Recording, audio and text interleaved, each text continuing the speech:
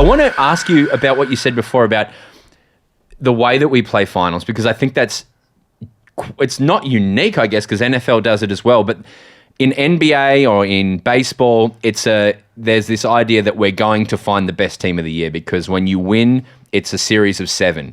And in the EPL, in football, when you play that, it's just the ladder at the end of the year, essentially. And so it's decided through the year.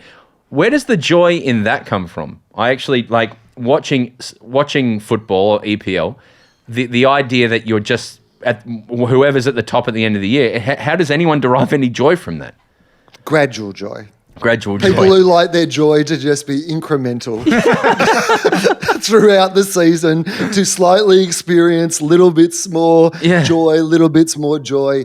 It's not what I love. Yeah. And sometimes it's about how you're raised, clearly. But the most recent example I will give of this exact same thing, I think, is the ICC World One Day Cricket Tournament, right? India are the best team on paper in the world. There is absolutely no doubt about that. That entire tournament was set up for India it wasn't you win the most and there's a ladder and they give someone a trophy. The way that it works is they then play finals, and anyone on the day, that's why they play the game, right? Yeah. And the joy that comes from seeing like a great team or a team that was meant to win defeated on the day by a team that plays, to me, I don't know why you would not want that joy in your life, but also you have to live with the devastation. The misery as well. Yes. Right? That's the discussion, is it? Because as you said, you would have had feedback from people saying that Bulldogs weren't the best team that year. It does not matter in any way. It's about who got there first on the right day. The Collingwood last year won the flag by a cumulative 6 to 7 to 8 points all up. Beat Melbourne by 2 points, beat GWS by 4, and then the grand final by less than a goal as well. Yeah. That's magical. And while you don't want to live through that in any way, shape or form, I mean, we would have both felt it in 2021, well, at different periods.